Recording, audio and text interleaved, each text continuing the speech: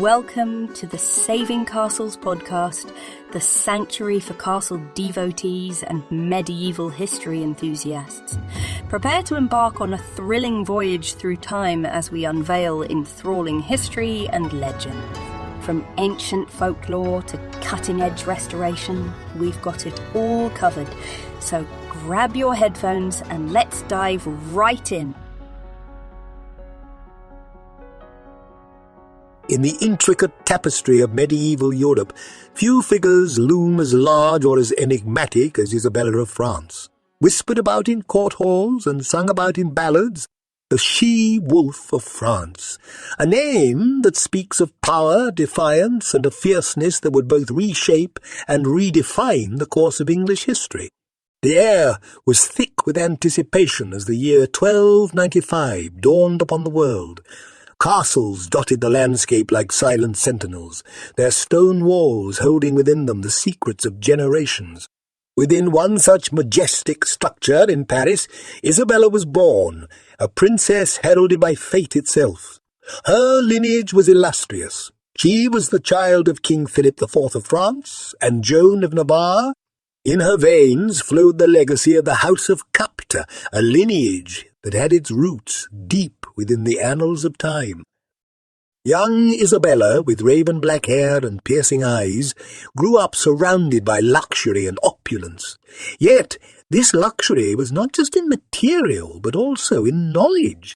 For within the courtly walls of the French palace, the air was thick with political machinations, discussions of war and peace, and the age-old dance of alliances and betrayals. From her earliest days, Isabella was both a spectator and a player in this grand theatre of royal diplomacy. While other children might be ensnared by fairy tales and lullabies, Isabella's lullabies were the soft murmurs of courtiers plotting, and her fairy tales were the real stories of kings and queens who had risen and fallen in the game of power.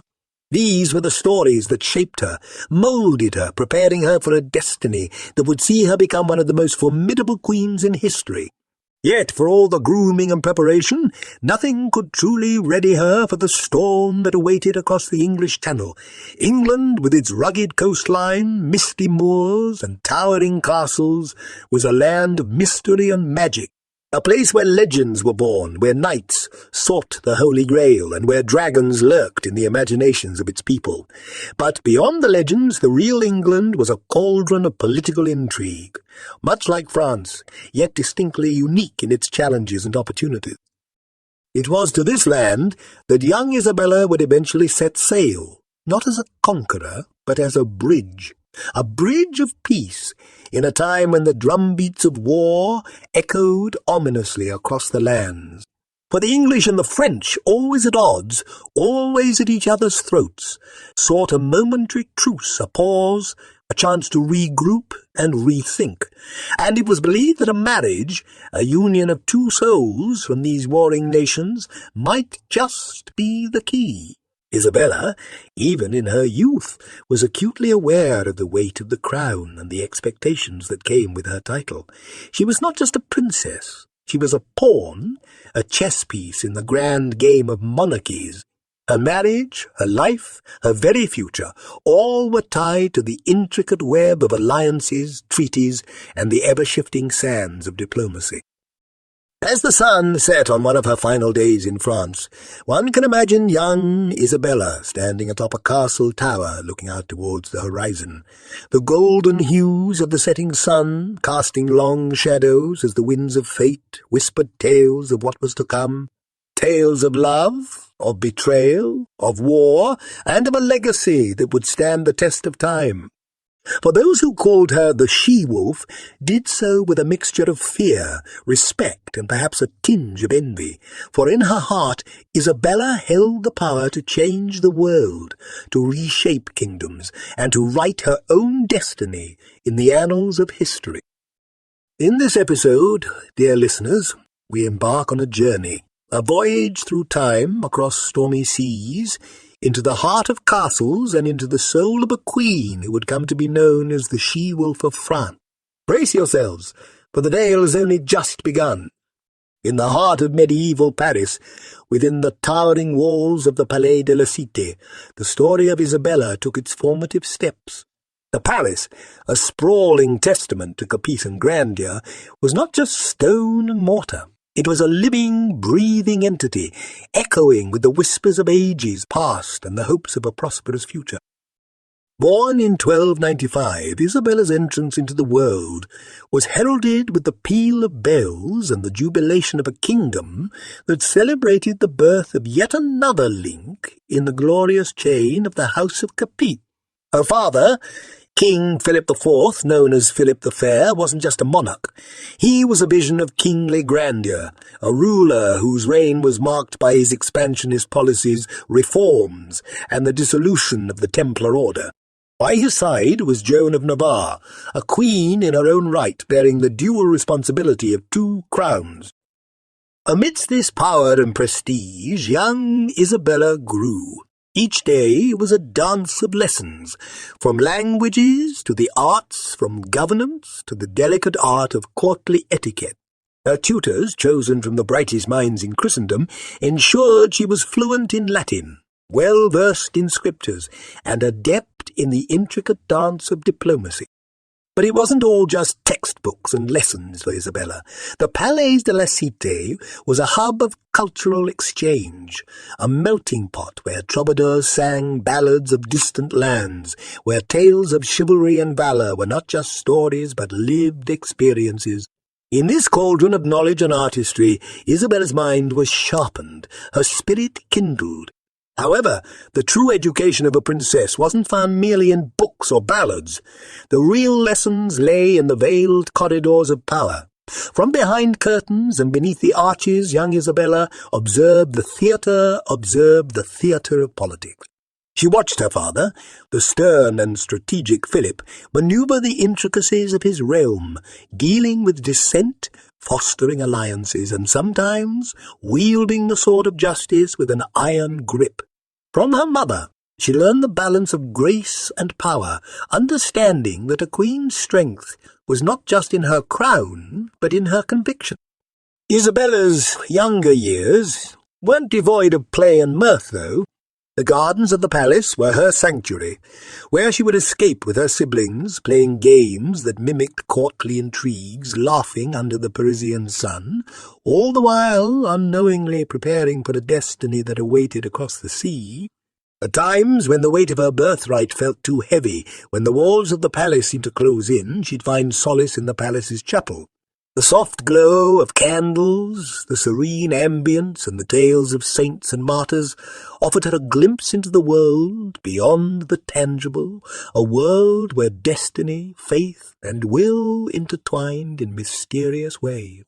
As the years waned, and Isabella blossomed from a child to a young maiden, the world around her shifted too. France and England, two mighty realms, constantly found themselves on opposite sides of destiny's coin. Tensions simmered, alliances were tested, and the spectre of war lurked. In this ever-changing landscape, Isabella was not just a spectator. She was a key piece on the board, a pawn, perhaps, but one with the potential to change the course of history. So, when the whisperings of a marriage alliance began, it wasn't just the union of two souls at stake. It was the very fabric of European geopolitics. Isabella, with the wisdom beyond her years, knew this all too well. The carefree days in the gardens, the hushed lessons in palace corridors, and the serene moments in the chapel had all led to this moment. As the sun set on this chapter of her life, the horizon beckoned with promises, challenges, and a destiny intertwined with that of a kingdom across the Channel. But Isabella, with the spirit of the Capetians coursing through her veins, was ready. In the twilight of the 13th century, Europe's political landscape was a kaleidoscope of shifting allegiances, each turn refracting a new pattern of power. England and France, two titans of the age, frequently found themselves locked in a tango of ambition and rivalry. But as with any dance, there were moments of harmony, fleeting pauses where peace, however brief, could be entertained. Enter Isabella, barely past the tender age of childhood, yet poised at the epicenter of one such harmonious pause. Her marriage to Edward II of England was not just a union of two souls, but a fusion of political aspirations. It was a delicate stitch in the fabric of European diplomacy, a stitch meant to mend the tears of past conflicts and prevent new ones. Edward, a monarch often viewed through the lens of historical critique for his personal choices and controversial relationships, was a figure ensnared by the weight of the English crown. Underneath the sheen of his regalia, he was a man burdened by the expectations of his lineage, the challenges posed by his barons, and the ever-present shadow of his father, the formidable Edward I, whose legacy was both an inspiration and a chain. As the news of the impending marriage echoed through the courts of Europe, it was met with a blend of hope and scepticism. Hope, for those who saw in it a chance for lasting peace, and scepticism, for those who had witnessed the ephemeral nature of such alliances before. The setting for this grand union was Boulogne, France. As the date approached, the town transformed into a tableau of medieval pageantry. The streets, draped in rich tapestries, resonated with the melodies of lutes and the poetic verses of troubadours. Nobles from both realms, dressed in their finest, converged to bear witness to an event that promised to reshape the geopolitical contours of their world. Isabella, draped in robes that shimmered like the confluence of dawn and dusk, was a vision of regal elegance. Her every step, every glance bore the mark of her upbringing, an upbringing that had groomed her for this very moment. Edward, on the other hand, stood tall and resolute, well aware of the significance of the vows he was about to take. As they exchanged their vows, the air was thick with both anticipation and the collective breath of 1,000 attendees, each praying that this union would be the balm to soothe centuries-old wounds. But beyond the grandeur, beyond the vows, and beyond the political implications, at the heart of it all were two individuals, two souls thrust together by fate and diplomacy, carrying on their young shoulders the hopes and aspirations of two mighty nations. It's easy to forget amidst the historical narratives that Isabella, still in the bloom of youth, was navigating not just the complexities of international politics, but the intricate dynamics of marriage. Whispers and hushed conversations filled the corridors in the days following the wedding. Some spoke of the chemistry between the couple, some speculated on the future, while others, with a cynical tone, pondered the longevity of the peace this marriage promised. The newlyweds, meanwhile, embarked on their journey to England. As their ship sailed across the Channel, one can imagine Isabella gazing at the distant shores of her new home, a realm rife with its own challenges and mysteries. A realm where she would need to wield her influence, not just as a queen, but as a diplomat, a peacemaker, and at times a warrior. In this dance of marriage and diplomacy, Isabella and Edward were not just partners. They were the embodiment of the age-old adage that the personal is political. Their union, while forged in the crucible of diplomacy, would go on to be tested by the fires of rebellion, intrigue, and the very essence of what it means to rule. The green and rolling hills of England, with its imposing fortresses and bustling market towns, presented a panorama of power and promise. But beneath this veneer, the English court was a simmering cauldron of intrigue and ambition. Into this vortex stepped Isabella, the fresh-faced French queen, armed with dreams and burdened with the expectations of two realms. The heart of this tumult was Edward II, a man whose passions often clouded his judgment. Among his close companions was Piers Gaveston, a figure whose influence over the king was the subject of many a whispered conversation in dimly lit corridors. Gaveston, flamboyant and unapologetically ambitious, occupied a place in Edward's heart and court that many envied and despised. His rapid ascent, bolstered by royal favour, was seen by many of the old English nobility as an affront to tradition and order. Isabella, ever the diplomat, found herself navigating this intricate web. Each day was a balancing act, where she had to play the doting wife, the astute queen, and the observant foreigner. The presence of Gaveston and later Hugh Despenser the Younger, another of Edward's favoured companions, complicated this delicate dance. Their influence over Edward was palpable, and the court, like a ship in stormy waters, lurched from one crisis to another. Rumblings of discontent echoed throughout the realm. The barons, proud and powerful, chafed at Edward's perceived mismanagement and the undue influence of his favourites. Their grievances, whispered first in secret meetings and covert letters, soon took on a more vocal, and at times violent tone. The ordinances of 1311, a set of rules imposed by the baronial faction, sought to curb the king's powers and limit the sway of his favourites. The political landscape was shifting, and at its centre was a king torn between personal loyalties and the duties of his crown. Amidst this storm, Isabella's position was unenviable. As the daughter of the French king, she had to ensure that the interests of her homeland were protected. As the Queen of England, she was expected to support her husband, even as his decisions and associations threatened the stability of the realm. And as a woman, she faced the myriad challenges posed by a patriarchal society where her influence was often undermined and questioned. Yet she was not one to be easily deterred. With grace and tenacity, she began to carve out a space for herself. Through patronage, diplomacy, and a keen understanding of the nuances of the English court, she started to build a network of allies and supporters. However, the challenges kept mounting.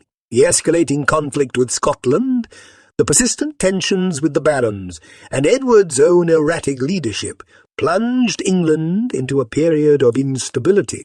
Battles were fought, not just on distant fields against external foes, but within the very walls of the English court, as factions vied for dominance. In these trying times, Isabella's relationship with Edward became strained. The gulf between them, both political and personal, widened.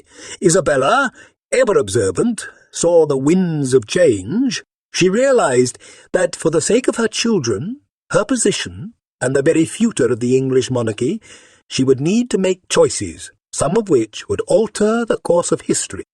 As the sun set on this chapter of England's tale, the stage was set for a dramatic shift. The players were in position, and the she-wolf, with her keen instincts and unwavering resolve, was ready to make her move. Amidst the shadows and intrigues of the English court, the figure of Isabella began to emerge, not as a mere silhouette, but as a beacon of assertiveness and ambition.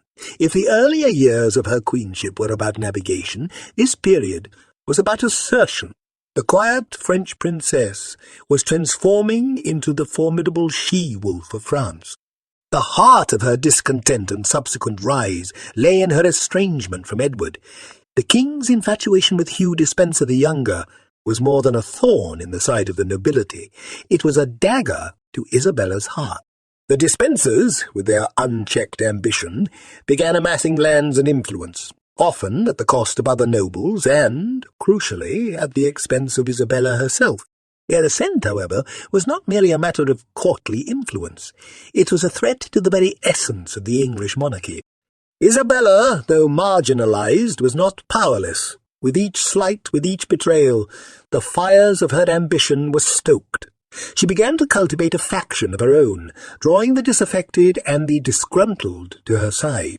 Her charm, intelligence, and the inherent authority of her position as queen made her an attractive ally, a beacon for those weary of Edward's misrule and the Despensers' tyranny. The political climate reached a boiling point during Isabella's diplomatic mission to France in 1325. Ostensibly in the realm to resolve long-standing disputes between England and France, Isabella seized the opportunity to consolidate her power. Refusing to return to England as long as Despenser remained at Edward's side, she became not just a queen in exile, but a symbol of opposition to Edward's reign. In France, her path converged with Roger Mortimer, a charismatic and influential noble exiled for his rebellion against Edward. Their alliance, forged in shared ambitions and possibly deeper personal passion, became the bedrock of a formidable political and military coalition. Theirs was a partnership of equals, united in their desire to reshape the English realm. As the months passed, the duo's intent became clear. This was not mere political manoeuvring. It was the prelude to an invasion. With a blend of French support, disaffected English nobles, and a promise of a better future, Isabella and Mortimer launched their campaign. The she-wolf was not just on the prowl, she was leading the hunt. The invasion, initiated in 1326, was swift and decisive. Edward's support crumbled, as did the once mighty edifice of Despenser's influence. Town after town, castle after castle, the realm welcomed Isabella, not as a conqueror, but as a liberator. By the end of the year, Edward's reign had effectively come to an end, and the Despensers met a grisly fate. Yet the heart of this narrative was not the battlefield. It was the transformation of Isabella. From a young princess used as a pawn in the games of kings, she had evolved into a queen who moved the pieces on the board. Her actions, while driven by personal grievances, were also a testament to her vision for England, a realm free from the caprices of a flawed king and the machinations of over-ambitious nobles. The she-wolf had risen, not out of the blue, but from the very fires that sought to consume her.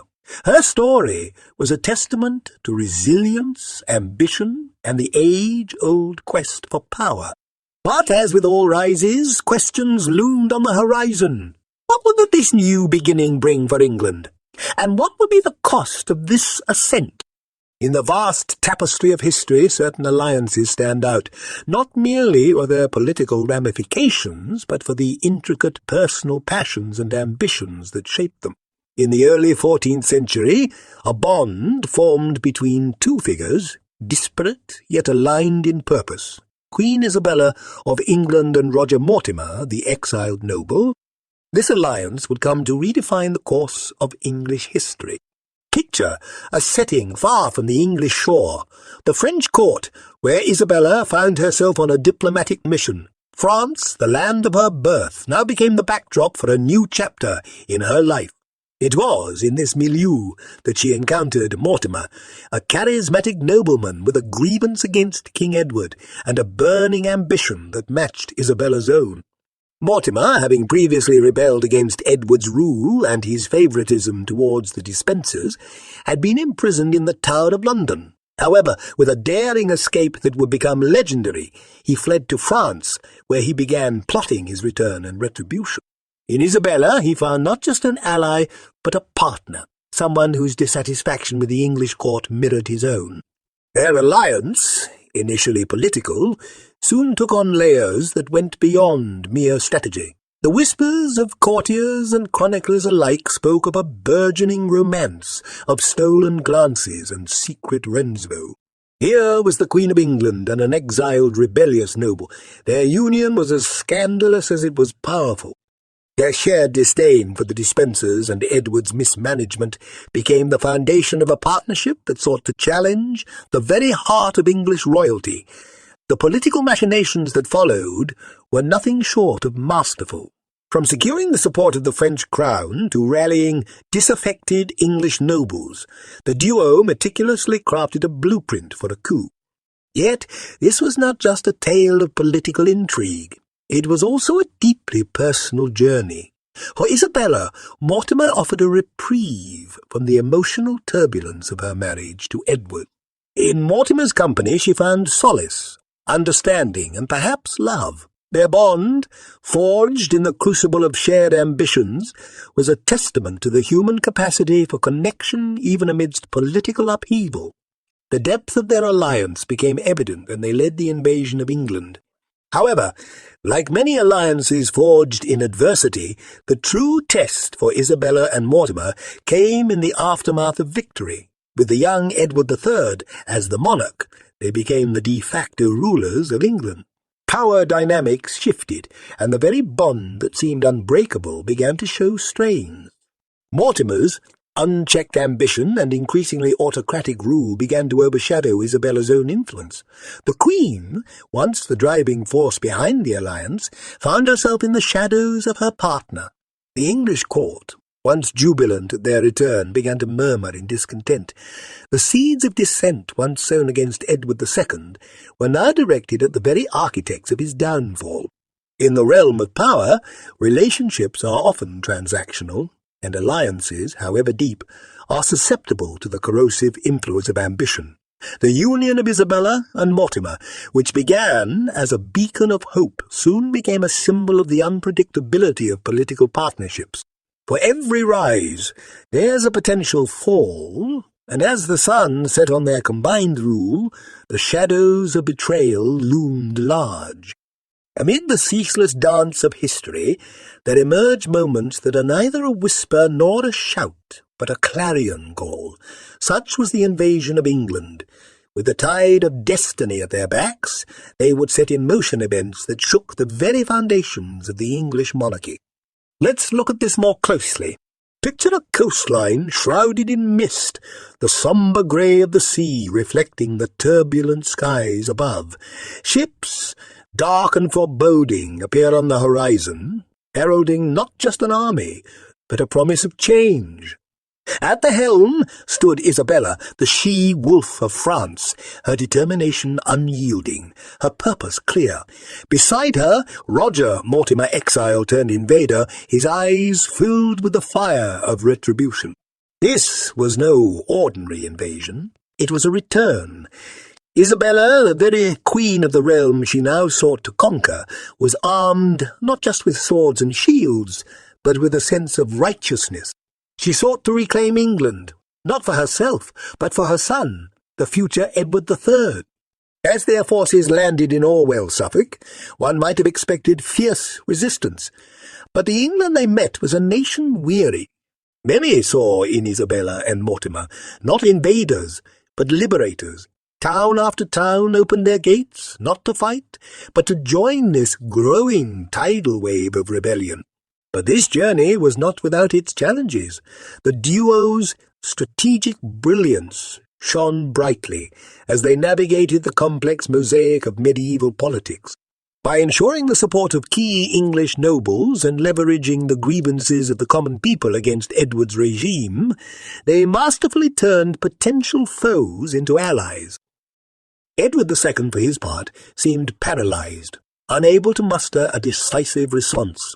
The dispensers, once the puppeteers of the realm, now found their strings being cut one by one.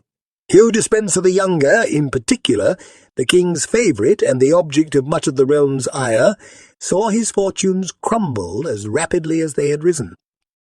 The climax of this invasion was not a grand battle, but a series of surrenders. London, the heart of England, opened its gates to Isabella, a clear sign that Edward's rule was truly at an end.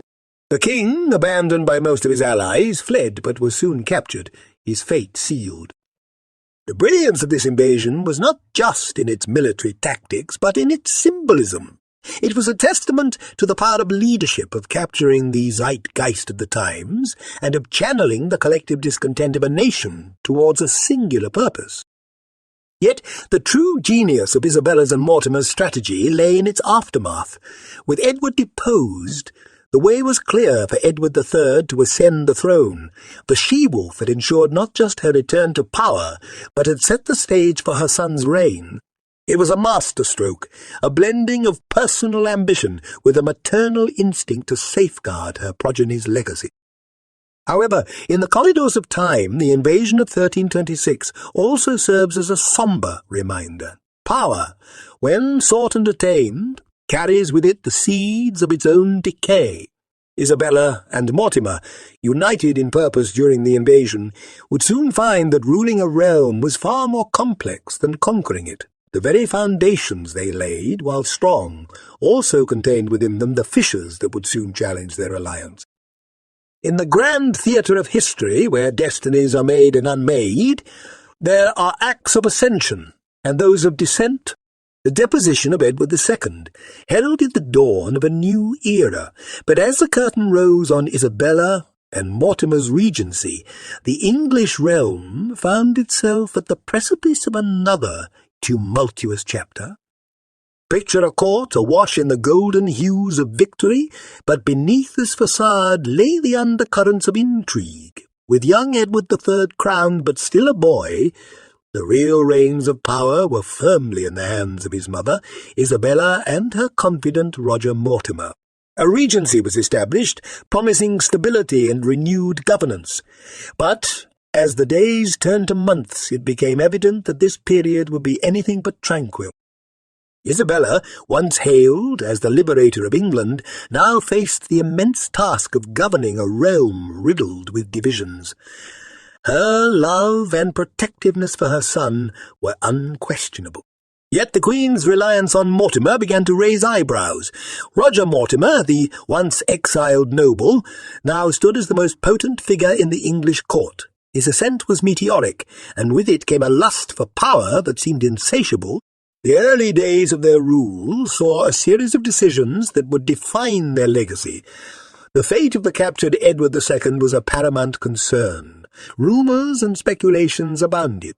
Some whispered of his quiet retirement to a monastery, while others spoke in hushed tones of darker fates. The mysterious circumstances of his reported death in Berkeley Castle in 1327 only deepened the enigma.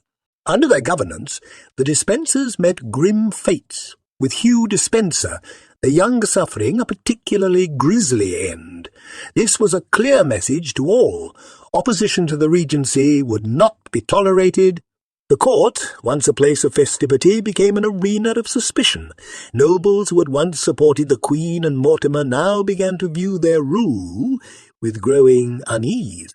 The very allies who had been instrumental in their rise to power started to feel sidelined, their voices drowned amidst the regency's ever-tightening grip. For the people of England, the promise of a brighter era soon dimmed. High taxes and the continual political machinations weighed heavily on the populace. The regency, which had begun on a note of hope, seemed to echo the very tyranny it had sought to replace. But perhaps the most poignant symbol of this period was the growing rift between Isabella and her son, Edward III. The young king, coming of age, found himself overshadowed by Mortimer's overpowering presence. The bond between mother and son, once unbreakable, began to strain. Edward's subtle attempts to assert his authority were met with resistance from Mortimer, who seemed unwilling to relinquish his hold on power. The palace walls, if they could speak, would tell tales of whispered conspiracies, of late-night councils, and of a young king's growing discontent. The very heart of the English monarchy was in turmoil. With each passing day, the stage was being set for a confrontation, one that would determine the true ruler of England. In the grand tapestry of time, the regency of Isabella and Mortimer stands out not merely for its political manoeuvres, but as a poignant reminder of the transient nature of power.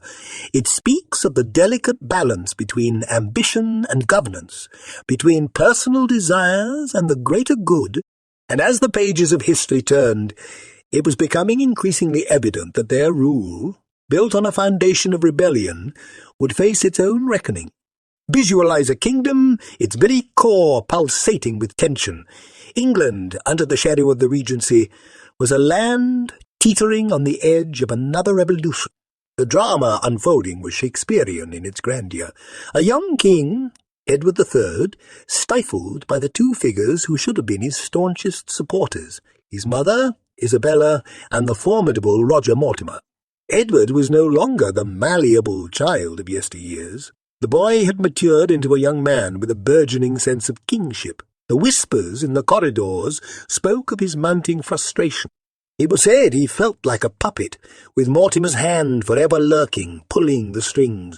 A particular incident would forever mark the growing chasm between the young monarch and his regents. At a ceremony in Nottingham Castle, in the presence of the full court, Mortimer audaciously took a seat higher than the king himself, a symbolic gesture that did not go unnoticed. It was an affront, a silent declaration that the true power lay not with the crown, but with the man who'd so deftly manoeuvred his way into its shadow. Such transgressions, while subtle, began to galvanize a sense of purpose in Edward.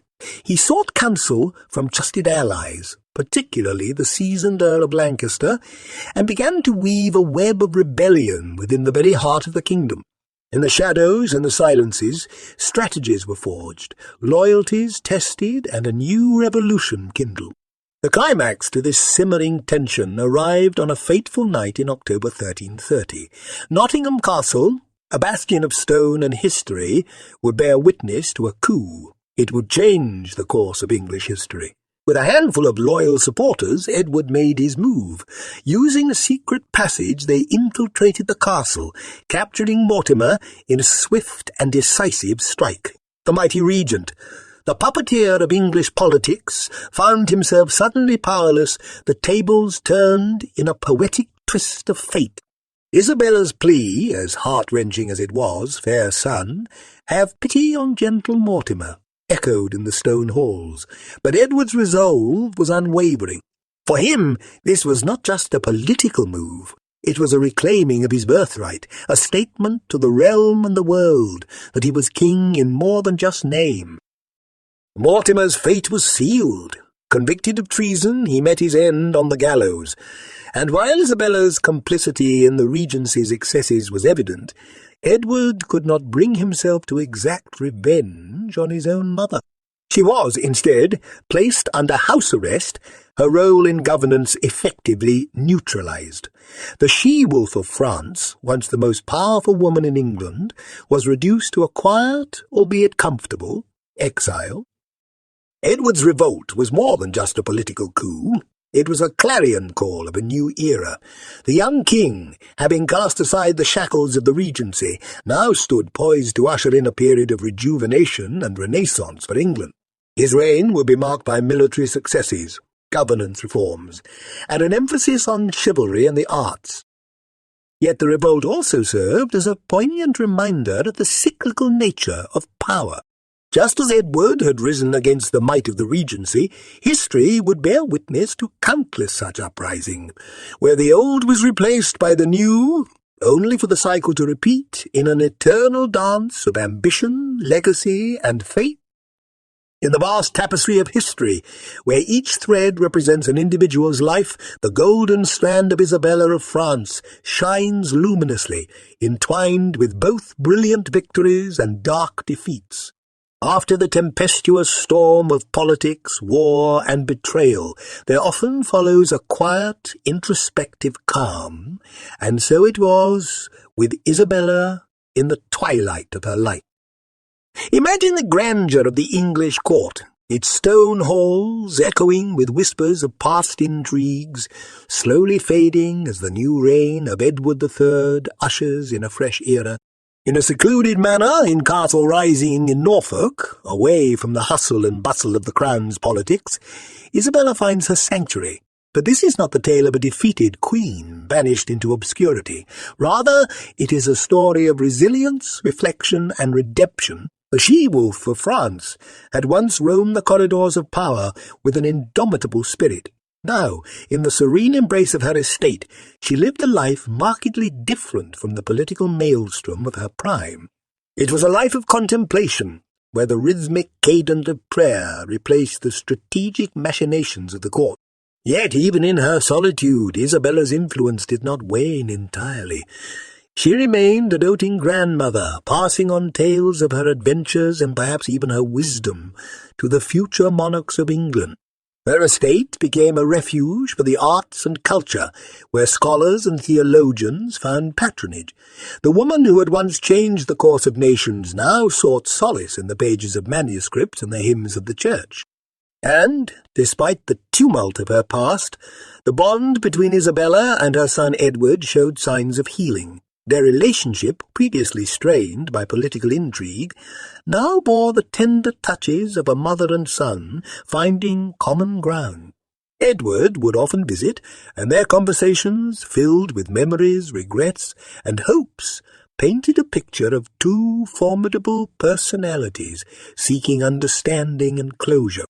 However, like the waning glow of an evening sun, shadows from Isabella's past occasionally darkened her present. Whispers of her involvement in the mysterious death of Edward II continued to circulate, and while her role in his alleged demise remained shrouded in mystery, the spectre of that fateful event continued to haunt her legacy. Yet, in the sanctuary of Castle Rising, Isabella sought to find peace with her past. She commissioned religious works, perhaps in an attempt to reconcile with her faith and find absolution. She became a benefactor to monasteries and churches, her contributions serving as testaments to her piety and her quest for redemption. In 1358, as winter's chill touched the English countryside, Isabella of France breathed her last. The she-wolf, who had once been the epicenter of seismic shifts in the English monarchy, departed in a quiet, dignified serenity.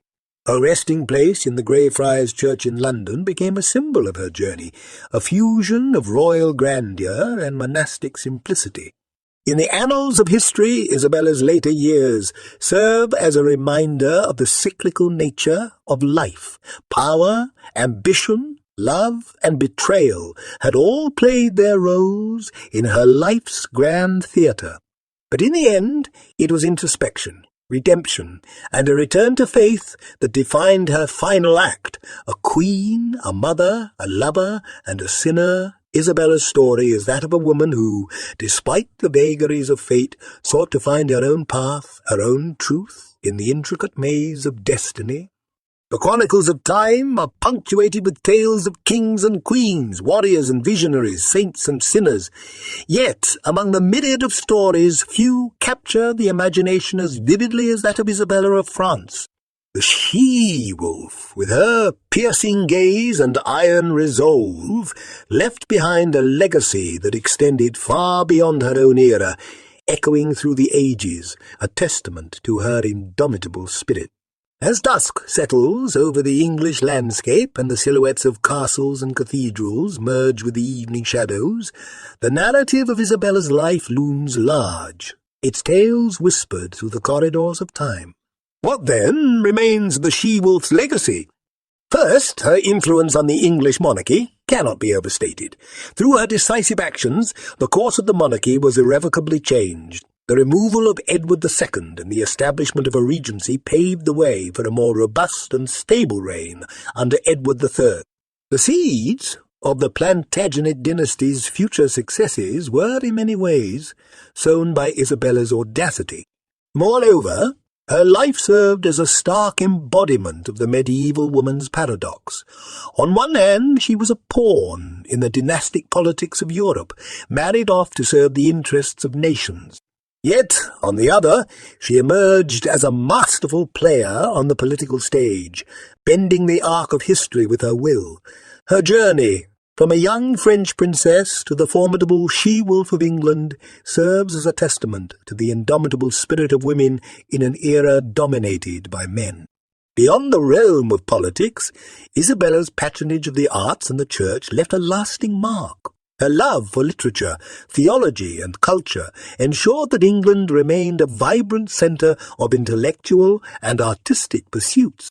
The scholars she supported, the manuscripts she commissioned, and the monastic institutions she patronized all bear witness to a queen who understood the power of knowledge and faith. However, a legacy, much like a coin, has two sides. The mystery surrounding Edward IE's fate, the allegations of her role in his death and her tumultuous alliance with Mortimer also cast a shadow over her contribution. The she-wolf title, though later embraced as a mark of her strength, initially bore connotations of treachery and ruthlessness. Thus, the duality of her nature, both as a protector and a predator, adds layers of complexity to her narrative.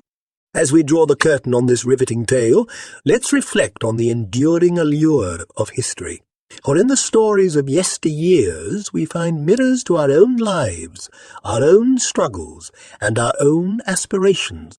Isabella of France, the she-wolf, stands not just as a queen or a regent, but as a symbol of the human spirit's undying flame. Through love and war, through victory and defeat, her story reminds us of the strength within us all. In the heart of every castle enthusiast and historical mystery lover, there exists a deep reverence for tales that transcend time, tales that are etched in stone and whispered by the winds. And in this vast, intricate tapestry of history, Isabella's strand will forever shimmer, a testament to a life lived with passion, conviction, and an unyielding desire to shape her own destiny. As the pages of this chapter close, we're left with a sense of awe, a touch of mystery, and a profound respect for the she-wolf who once roamed the corridors of power, forever changing the landscape of the English monarchy. Thank you for joining us on this enchanting journey through medieval history. While our weekly episodes will continue to captivate your imagination, there's an exclusive treasure trove for subscribers, a secret vault of bonus episodes filled with extra tales and deep dives into the subjects we cover. Your curiosity fuels our mission, and we're truly thankful for your support. Until we meet again among stone walls and towering turrets, keep that torch of curiosity burning bright. Thank you for listening.